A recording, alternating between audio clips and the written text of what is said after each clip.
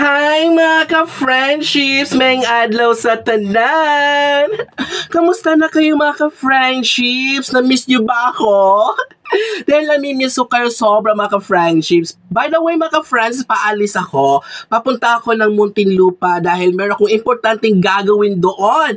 Pero bago ako alis, gusto kong mag-iwan at magbigay sa inyo ng update tungkol sa nangyayari na ngayon sa bagong guidelines for hiring teacher mga ka-friendships. Yes, tama po ang narinig ninyo dahil for today's video, pag-uusapan natin yung tungkol sa naipost ko kahapon sa FB page natin sa June Gula Gula TV na sinabi ko doon, confirmed na nga.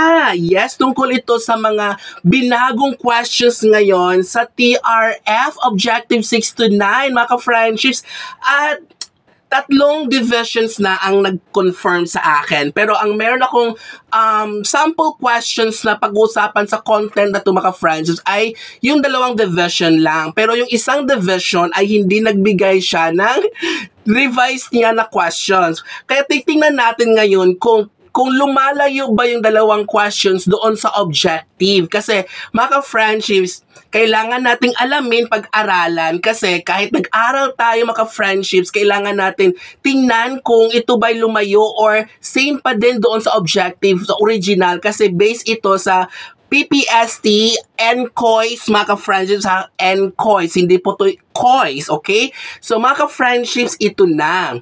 So, yung dalawang divisions, mga ka-friendships, iba-iba po yung questions nila, pero, sa napapansin ko po mga friendships, naka-align pa din siya sa original objectives. Kaya yung mga inaral natin mga friendships sa original objectives at original questions ay hindi po masasayang kasi pwede po natin gamitin.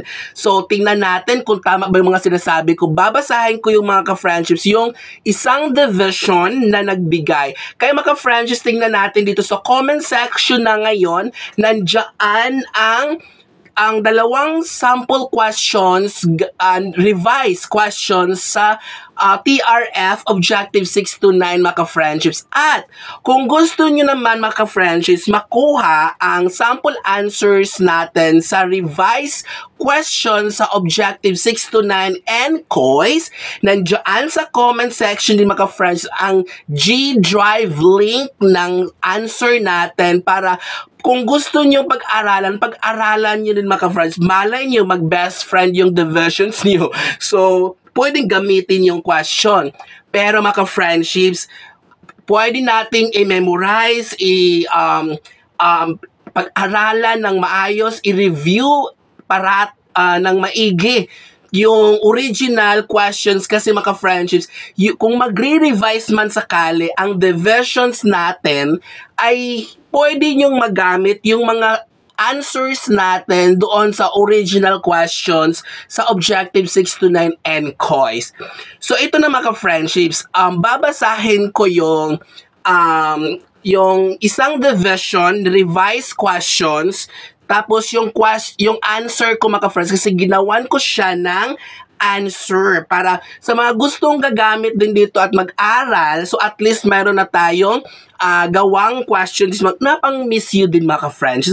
Huwag tayong magpapatalo dyan mga friends. Mahal na mahal ko kayo, kaya ganun ko kayo ka-importante sa buhay ko mga friends. Kailangan kong gawa ng sagot. Pinagpawisan ng lola niya mga friends kasi pag nag-vlog ako, pinapatay ko yung electric fan para malakas yung boses natin at walang maingay. Char! So, yun. And then yung isang division mga friendships, hindi ko na siya ginawa ng answer. Pero mga friendships, kung gusto ninyo gawan ko ng answer yung isang division, tingnan nyo sa comment section ngayon, may division dyan na walang sagot yan kasi mga friendships, almost the same lang naman ang idea, context, ang question doon sa original objectives or sa objective mga friends, hindi lumalayo. Kaya yung mga inaral natin na TRFs from the original objectives and original questions ay hindi po yan matitiway. Yes, promise na promise yan. Based yan sa mga ka-friendships natin na nagagamit nila yung pinag-aralan na sabi nila sa akin. Dahil itong questions na to ay galing yan sa ating mga ka-friendships na binigay dahil mahal na mahal nila ako, char. So ito na nga. So kung gusto nyo sa yung isang division na sagutan ko, please comment down below. Sabihin niyo na, Sir Jun, pakisagutan din yung isang set of questions, isang set of revised questions para mapag-aralan nyo din, di ba? At by the way, hindi ko po i-reveal, tandaan nyo yan, ang mga divisions na pinanggagalingan nitong revised questions. Kasi yan po yung pinapangako ko sa mga ka-friendships natin na nag-share dito sa experience nila, sa division nila. Kaya hindi ko siya i-reveal kahit yung pangalan ng ka-friendship natin na teacher, hindi po yon sasabihin, at yung division. So questions lang at saka yung sagot na ginawa ko. So, mga ka-friendships, by the way, mag-thank you muna tayo sa kanila dahil sinare nila to sa atin. Thank you po, ma'am and sir, sa inyo pong pag-share ng questions at sa experiences nyo sa TRF exam or essay. Thank you so much! Ito na ang haba natin, mga ka-friends, ng intro natin. Ang init-init na, char. So, not all the versions, mga ka-friendships, na pinalitan ng question. So, ito lang po ay iilang divisions lang sa buong Pinas ang nagpapalit.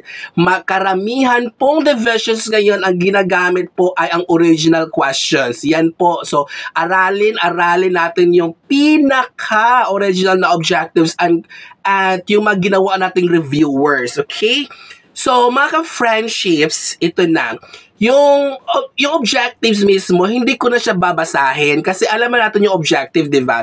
Ito na lang questions na revise, mga ka-friendships. So, objective 6, yung revised question po ay, as a teacher, how do you ensure a conducive learning environment for your learners? And how do you make sure that your classroom and learning environment respond to the needs of your community? Yan po yung revised question for the objective 6, mga ka-friendships. And ang pangmalakasan nating sagot, mga ka-friendships, punong-puno na tayo ng pawis. Maliligo na tayo dito after ng vlog natin, mga ka-friendships. The following are the tips on how to ensure a conducive learning environment for our learners. Ulitin ko, mga ka-friendships, pwede po natin sagutin or sagutan ang TRF sa bullet type by numbering or paragraph. So, wala pong problema doon kasi ako, ang ginawa ko, bullet type po. Dito po, ang ginawa ko ay numbering. So, in-enumerate ko lang po yung mga thoughts and ideas, insights natin, or point of view natin doon sa question. So, wala pong problema. They are not after for the long answer, for how many pages ang sagot ninyo. They're after for the content, yung sagot mismo. Kahit ilang sentences yan, pero pasok sa banga yung idea natin, then crown Miss You na tayo, mga friends of the year. So, ito na. So, establish clear expectations. One yan. And we need to set clear expectation and ground rules for our learners from the very beginning. And this includes everything from how to enter the classroom, how to behave during lessons, and what is expected of them in terms of participation and engagement. Ito din yung tinuturo ko sa lesson plan natin na kailangan mag-set po ng classroom standards. Kaya po, para always reminded ang mga students natin, though alam nila, pero kailangan i-remind natin sila every day or bawat lesson natin para alam nila nga ito mayroong rules tayo, may batas tayo sa classroom, kaya sundin natin. Kaya yung importante. And number 2, mga friends, is create a positive classroom culture. So encourage a positive and supportive classroom culture by fostering a sense of community among learners. This can be achieved by encouraging collaboration, respect, and empathy among our learners. And pang-third, differentiate instruction. Yes, ito po yun. Pag sa check ko ng LP, ang hinahanap ko din talaga after ng objective, after ng preliminary activities, sa presentation, discussion, diretso ako dito sa application. So group activity, encourage ko talaga or sinasabi ko talaga sa mga nagpapacheck ng LP ko na dapat or mas okay at maganda para mapa-thumbs up natin ang mga COT observers. Dapat sa group activity ay gamitan natin ng differentiated activities to cater all the types of learners. Kasi mga friendships, kasi kung gagamit ka lang ng isang style of activity niyan, one type of activity, isang skill lang gagawin lahat ng the students, baka sa result nila, mababa tapos sabihin mo walang natutunan.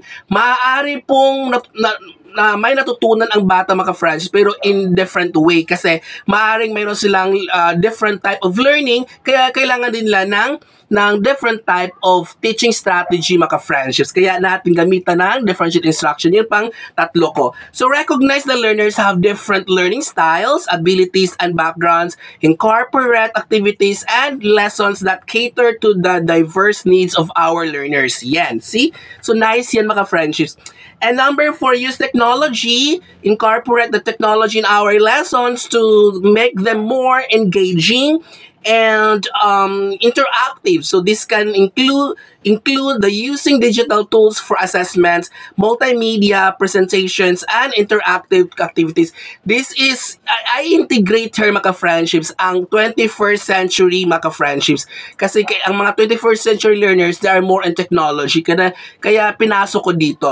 So pang 5, consider the physical environment. So ensure the physical environment of the classroom in conducive to learning. This includes everything from the lighting, temperature, and seating arrangement. So, pwede natin i-boys, girls, and boys and girls, pwede natin i-boy, ganun, mga may ingay, pagtabihin ng behave, di ba? Di ba, teacher tayo, alam natin kung paano natin i-arrange yung mga upuan ng mga bata, di ba? So, ganun yung mga friendships. And last, so continuous assessments and feedback. So, regularly assess our learners' progress and provide constructive feedback to help them improve. So, this can help learners stay motivated and engage in the learning process. And to ensure the classroom and learning environment respond to the needs of the community, so it's important to involve the community in the learning process. And this can be achieved by involving parents, the community members, and local organizations in the classroom activities and projects. So by doing so we can gain a better understanding of the community's needs and tailor our lessons to meet those needs. Additionally, incorporating local issues and topics into our lesson can help learners connect their learning to the community around them. So yun yung sagot natin mga friends sa revised question for objective 6. Alright, proceed na tayo sa number 7 mga friends. Objective 7, revised question number 7.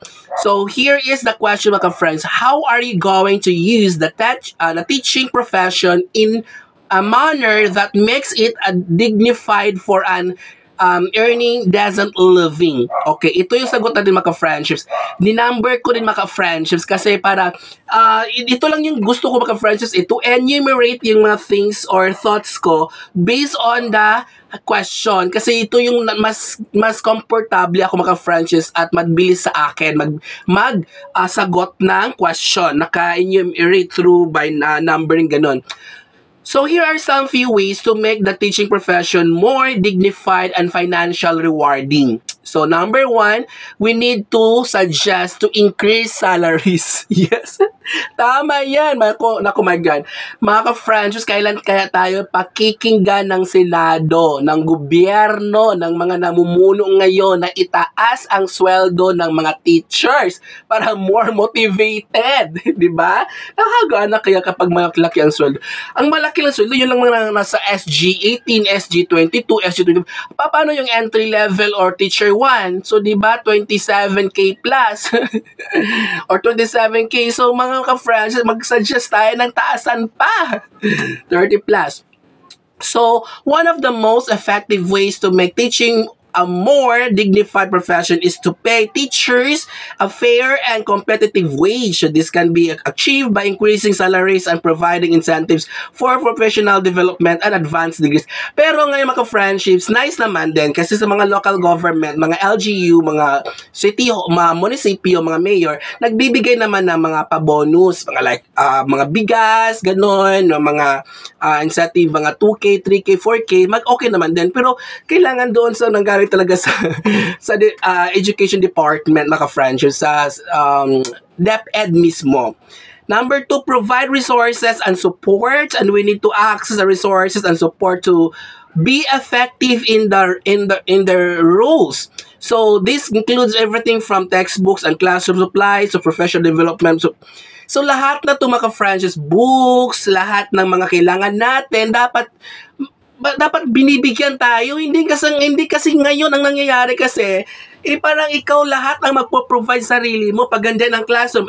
Meron nga silang contest, pagandahin ng classroom, pagandang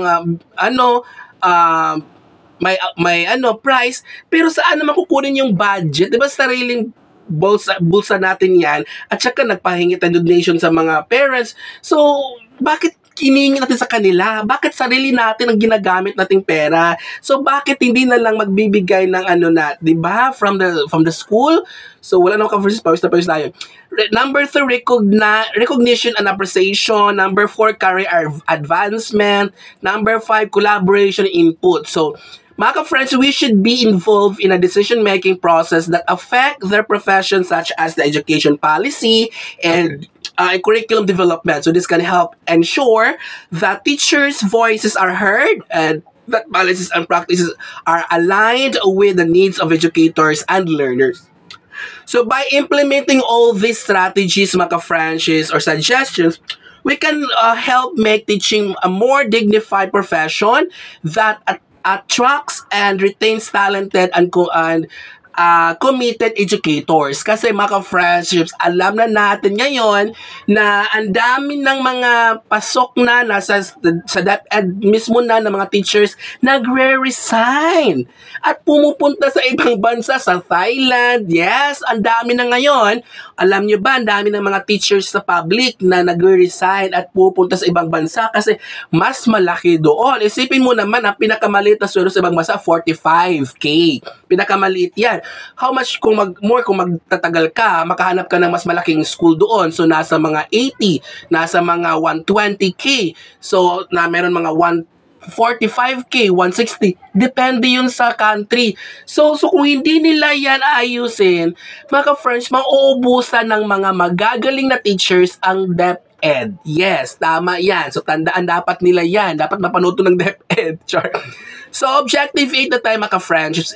Ang revised question for Objective 8 ay, in case of perceived injustice against you by the school head, by the another teacher, or by another person in the community, and how will you seek redress without jeopardizing the welfare of your learners and your profession as a teacher? So ito yung pangmalakasang sagot natin, mga friends, kasi 'di ba napaka yung question dito, pero related pa rin ito doon sa Objective 8. Kaya hindi to lumalayo, mga ka-friendships, ha. So ito dapat gagawin natin kapag tayo ay alam na.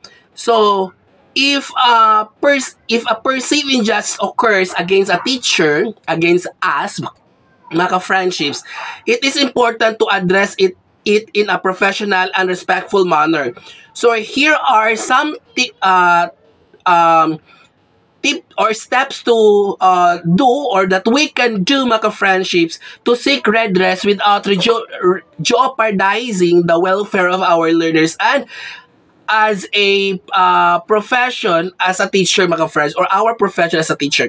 Number 1, we need to document the incident. Yes, kung may nangyari sa inyo, mga friends, we need to, 1, either take a picture or video, or i-note mo ka friendships kasi kailangan yun, may documentation tayo.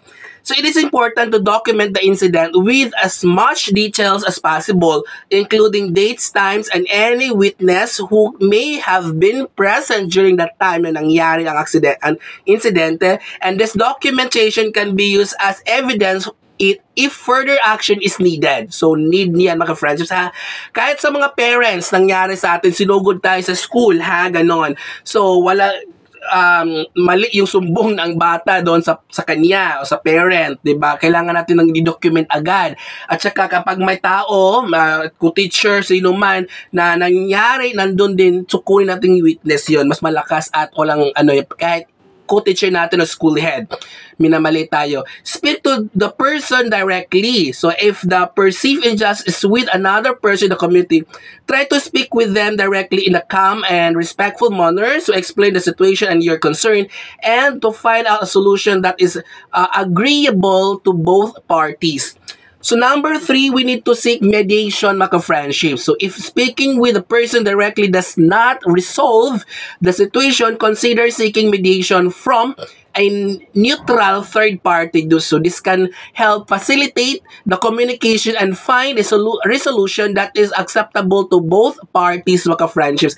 Kasi tulong yon, okay? Hindi dahil pagmamarites, kundi isang way yon para maging daan siya para ma-solve yung problema, okay? Hindi yun pagiging marites. So seek support. So if the perceived injustice with a school head or another teacher, seek support from trusted colleague. Yes, tama din yan. Hindi din yung pagmamarites, kundi nangingi ka lang ng tulong dyan sa ibang co-teacher mo para ma-solve yung problema, maybe the case between you and the your school head or principal. So mentor, union representative, so they can provide guidance and support as you navigate the situation. And last, mga friendships, follow proper channels. And if the perceived injustice is serious, so it may be necessary to report it to the appropriate authorities. So, or follow the school's grievance procedure. Lahat ng school, mga friends, mayroon naman tayong ganyang procedure eh. And it is important to follow proper channels and procedures to ensure that the situation is handled appropriately and professionally. And it is important for us, mga friends, to prioritize the welfare of our learners and our professional in seeking redress for our perceived injustice. Tandaan natin yan. And by following a professional or respectful approach, seeking support and following proper channels, we can address the situation without negatively impacting our learners or our professions. So, ingatan natin yung sarili natin kasi mga friends, baka matiwa at the end of the day, magsisisi tayo. Yun, pati mga learners natin. And last objective for NCOY, objective 9, revised question, mga friends, is if you are to choose one, which of the organizations in your community you prefer to be a member of and participate in and why? So which of one is the least to participate in and why? So yun ang question. Ito yung sagot natin, mga friendships. So the organization we should choose to be a member of largely depends on our interests and beliefs. So if you are passionate about the environment and sustainability, so you may choose to join an organization that works towards these goals. And if you are interested in social issues, and you may prefer to be a member of a non-profit organization that focuses on the community services or advocacy. So furthermore, it is also important to consider the organization's goals and values. So look for an organization whose mission aligns with your own values and beliefs. And this will help us feel more motivated and connected to the work we do with the organization.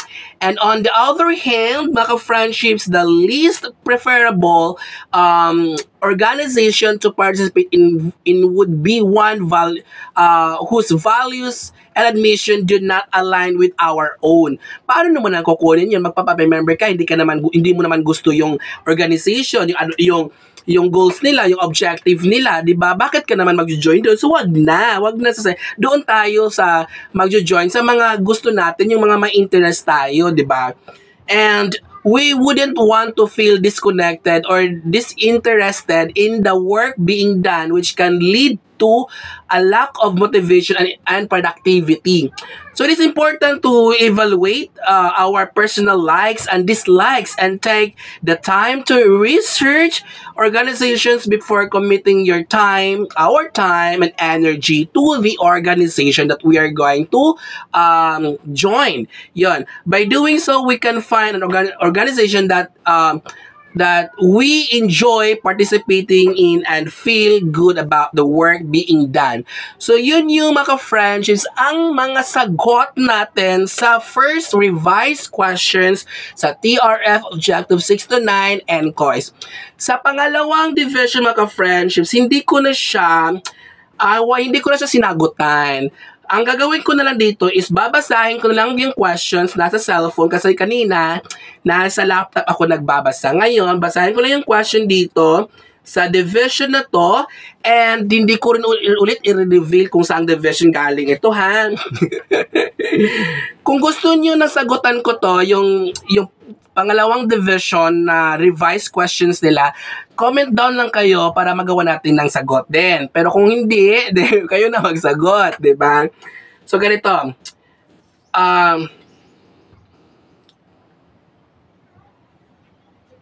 Wait. So, yan. So, Objective 6 mga friendships. How do you design a learning environment that is responsive to the community context? And provide a specific examples of classroom setting that is responsive to the context of the community. So yung first revised question sa Objective 6. And revised question for Objective 7, mga friends, ay how do you create a safe and inclusive learning environment for your students in accordance with the Code of Ethics, cite concrete situations during your pre-service teaching on your actual teaching experience. And number 8, Objective Friendships revised question, how do you ensure that your teaching practices align with the ethical guidelines and professional standards? And what steps do you take to continuously reflect and improve your professional conduct? And number 9, Objective revised question, what professional development programs did you participate in that enabled you to enhance your knowledge and skills in participating learning? And how did you resolve issues and challenges relevant to teaching and participating to professional development? So yun lahat mga friendships, ang mga revised questions sa dalawang divisions. Ulitin po natin mga friendships, ito lang po ay mga sample revised questions from the Objective 6 to 9 and COIS, TRF Objective 9. 6 to 9 NCOIS. So mga friendships, ang ma-advise ko kasi napapansin ko nga lahat ng mga revised question ay hindi lumalayo, naka-aligned, related, connected pa din doon sa TRF Objective 6 to 9 NCOIS. Same pa din. So aralin, i-memorize natin yung original answers natin from the original answers from the original objectives. Kasi mga friendships, kahit man kung sakali man magre-revise ang division ninyo, pwede ninyong gamitin yung mga examples, yung mga ideas na nakuha ninyo doon sa original. So kasi almost the same nga lang, wala nga yung ang mga 80% same lang, pareho lang. So ganun ka pareho lang sagot mga friendships. Maaring sagot kasi galing lang sa parehong objectives, di ba? So yun lang mga friendships, pasensya na. Ang haba ng video natin. Panagpawis ako mga friendships, panay ako punas kasi nako, kakaligo ko lang tapos ang init ngayon. Anong oras na ngayon mga friendships, di ba? Alas 3 ako nag-vlog kasi mamaya paalis ako, punta ko ng Muntinlupa para may pang-upload tayo, pang-update sa inyo. And that's all for today. At sana natuwa kayo dito sa video natin. May natutunan tayo dito. At kung meron, pwede bang makihingi ng konting favor, pagkibigyan ng like. Yan, thank you so much. And let us end na ang video natin at magkikita na tayo sa susunod na video. Bye for now and see you sa next video. Bye. Love you all.